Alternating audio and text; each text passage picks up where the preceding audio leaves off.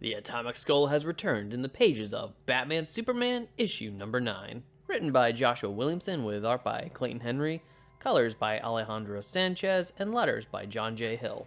And this issue starts off in Gotham Harbor as the police discover a body along the shoreline. Meanwhile, Batman is responding to a call on the Atomic Skull, who is surrounded by what appears to be SWAT police officers. The Atomic Skull is happy to see Batman, but is instead attacked by the Dark Knight before Batman realizes the police officers' uniforms are outdated and assists the Atomic Skull. Just then, Skull's erratic behavior intensifies as he tells Batman that he's going to use Batman to hurt Superman, and before Batman can get an answer, the Atomic Skull explodes. Around this time, Superman flies to Paris in order to spend time with Lois, but is interrupted by, at first, paparazzi, and then he hears in the distance the trouble in Gotham and soars off. He travels in what seems like seconds to find the damage caused by the blast and does what he can to assist the injured, and even locates Batman, who tells him what happened with the Atomic Skull. While this goes on, the police officers from the beginning enter a cave near where the body was found and are attacked by a giant gorilla named the Ultra-Humanite. He takes one of the officers hostage and throws him in a cage, then revealing he is preparing an atomic army. And it's an interesting story, but I do have some questions. Like, how did Batman survive such a close proximity blast? I get it, he's Batman, but also there's the Atomic Skull. Isn't he, I don't know, atomic? It does suck how he kind of just blew up and is, no longer, I guess, as far as we know in the story. But I like the Atomic Skull. He's a cool character. But hey, we have the Ultra-Humanite in the story. Yeah, it's cool, I guess. And I am interested in this notion about him building this atomic army. I'm assuming to take out Superman. I'm just wondering, according to the Atomic Skull at least, where does Batman fit into this equation?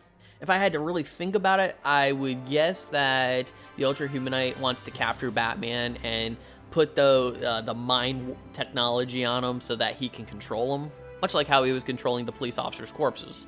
And I'm not sure if I want to give props to Joshua Williamson or rip my hair out, as we have yet another Superman story where it's referenced that he revealed his identity to the world.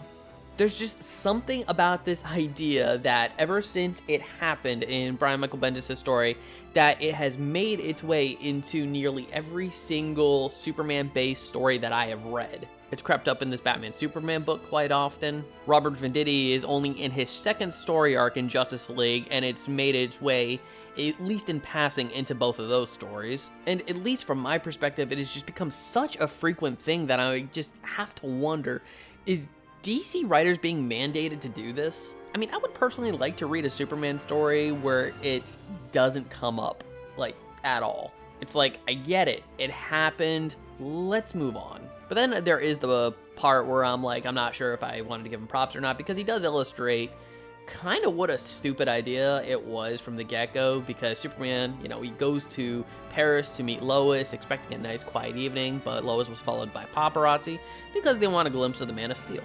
And that was one of the most important things about Clark Kent, because it gave Lois and Clark their privacy. Now that is all out the window. But ultimately, when it comes to it, when I focus on this particular story, and of course remove that aspect of it, because really it serves no functional purpose, I think that the story with the Ultra-Humanite was quite interesting, though other than that, there wasn't really much to chew on in this book. I don't think it's a good book, but I don't think it's an awful book. It's definitely in the middle ground, and I'm going to grade Batman Superman issue number 9 a 7.5. So Batman Superman issue number 9, have you read this book? I would love to hear your thoughts. Please leave your comments in the comment section below. And if you like this video, I'd love it if you'd smash that like button, share it with some friends, subscribe if you're not subscribed already, and ring that notification bell for more comic book content. And if you're wondering what to watch next, consider one of these two videos. Don't forget to check out the playlist for the rest of this Volume 2 Batman Superman goodness, which you can click right up here. Alright, take care, have a great day, and as always, stay geeky.